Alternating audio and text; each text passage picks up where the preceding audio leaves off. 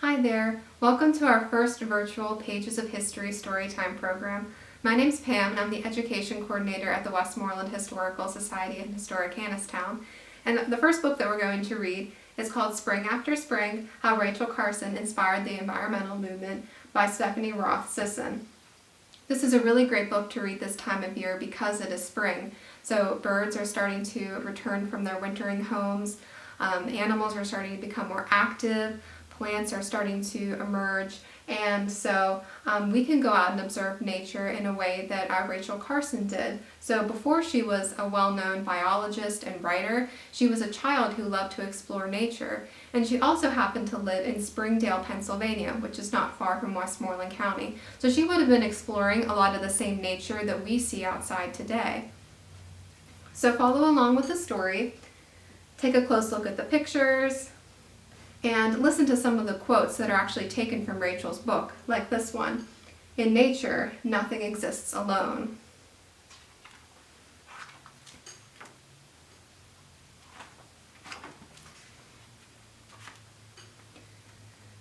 So it was dawn when the chorus began. So here we see some robins that are starting to wake up, saying cheerily. And there are all kinds of other birds that are starting to sing.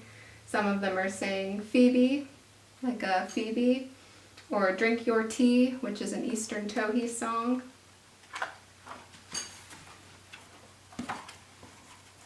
And Rachel didn't want to miss a note. So she runs outside and looks, she's exploring the forests and all of the animals that live there. As the midday sun warmed the earth, other musicians chimed in. So we hear crickets and some cardinals, a frog, a chipmunk, some bees buzzing. Rachel saw wonders big and small. Here she is looking through a magnifying glass. That's a great way to see things up close. Spring was Rachel's favorite time of year. And here we see some birds with a nest and some eggs inside. Some birds feeding one another. As the sun set, she could hear the first bubbles of frog songs. Crickets began their nighttime tune, and bats squeaked a lullaby. At home, there was a warm supper and a big family. Mom played the piano, and Dad sang songs and read stories. Rachel's favorite were about the sea. There she is, dreaming about the ocean.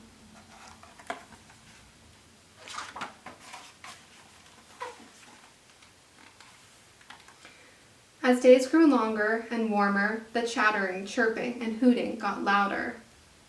So see what kind of animals you can find. Looks like we have some deer, some fireflies, more chipmunks, some owls. Here's some little frog eggs and tadpoles, some foxes, a turtle. Until the gathering calls from migrating birds meant that it was autumn.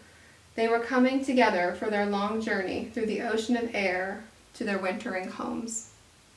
Here we see some geese that are flying away, and she's waving goodbye to them.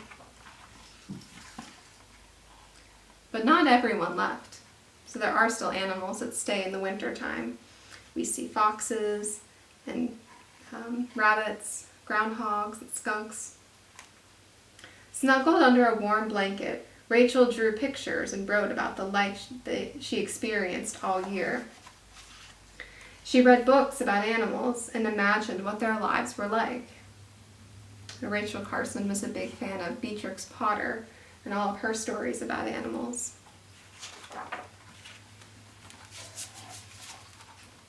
Spring after spring, year after year, the birds arrived.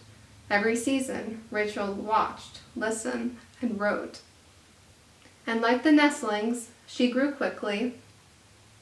Then one autumn, it was time for her to go to college. She was sure she wanted to be a writer, until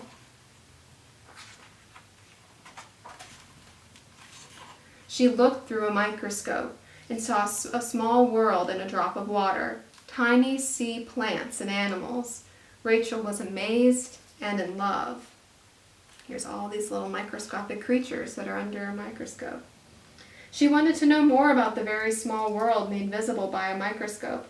She had never been to the ocean and was scared to go into the water.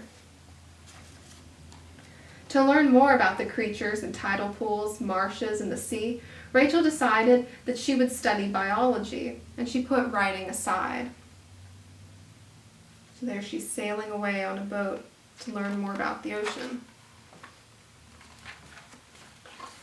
After she finished school, Rachel worked as a scientist and compiled information about the ocean. Now for her job, she wanted to know what it was like to actually be underwater. She was still scared, but she went anyway. And she writes, in the fish world, many things are told by sound waves. That's how they're able to communicate to each other, is through sound, through the water. Rachel began to write books about the sea. They were so full of scientific detail and vivid descriptions of the lives of sea creatures that people could imagine those worlds. And Rachel became a famous author. Here's the world she's creating. She's writing books called Under the Sea Wind, The Sea Around Us, and The Edge of the Sea. But something was wrong. All around, nature's voices were going quiet. So Rachel did what she did best. She watched closely and listened carefully and learned as much as she could about what was happening. Rachel put together scattered facts and found the answer. So here we see her looking through books, making phone calls and doing interviews, and observing what she sees in nature.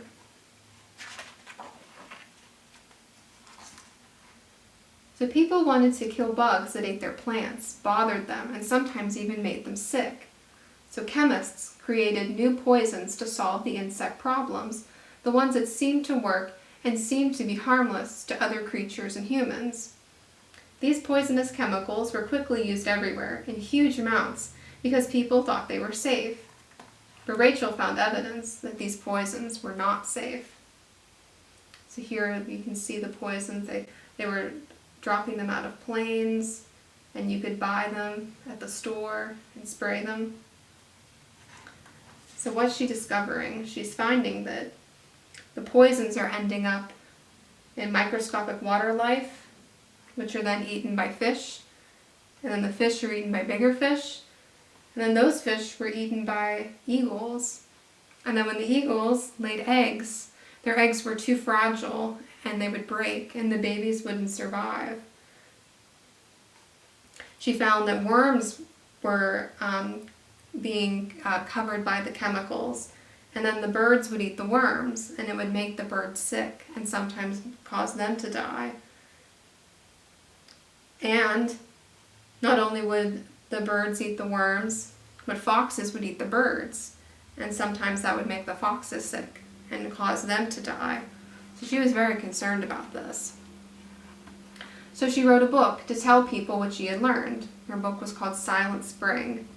Silent Spring created a huge ruckus. Some people were inspired to change, but many did not believe Rachel. So some people said, the chemicals are perfectly safe. To trust us. They're the answer to our pest problems. Whereas other people are saying, are you sure they're safe? Do we have to use so much? And are they the only answer? Eventually, President Kennedy took notice and began an investigation to find out if this was true. Rachel was asked to come to Washington, D.C. and defend her book. She was scared, but she went. So here we see her explaining everything she learned to Congress in Washington, D.C.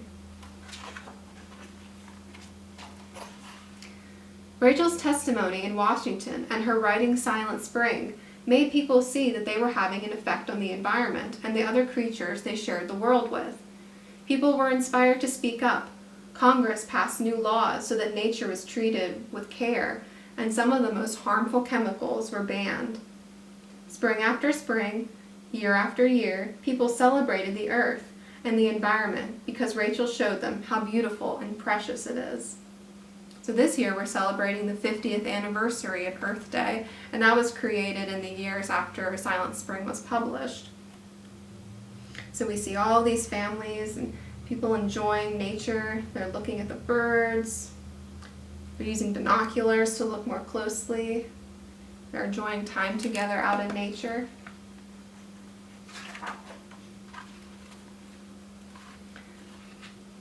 But Rachel went home and continued watching and listening. In the morning, she went out among the tide pools and gathered specimens. In the afternoon, she studied them carefully and took notes of her observations.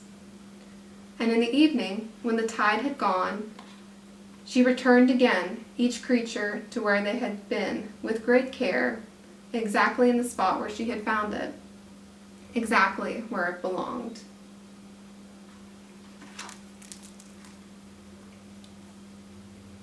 And here we have another quote from Rachel in the back of the book that says, "As human beings, we are part of the whole stream of life."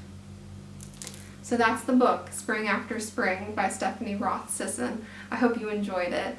So this is, again, a great time of year for us to go out in nature and start exploring. So I encourage you to go outside, find a nearby park that's open that you can go explore. Look closely at things on the ground like Rachel was, and look up in the trees and see what you can find. I also encourage you to come and visit Historic Hannistown out in the summer, where we have a couple different gardens that you can come explore, including an 18th century kitchen garden and a pollinator garden. We're part of a group called the Westmoreland Pollinator Partners that's really working on promoting gardens and the animals that rely on them. And so yeah, we encourage you to come out to Hannistown, and I hope to see you there sometime in the summer. Thanks again for joining us for Storytime, and I hope to see you again soon.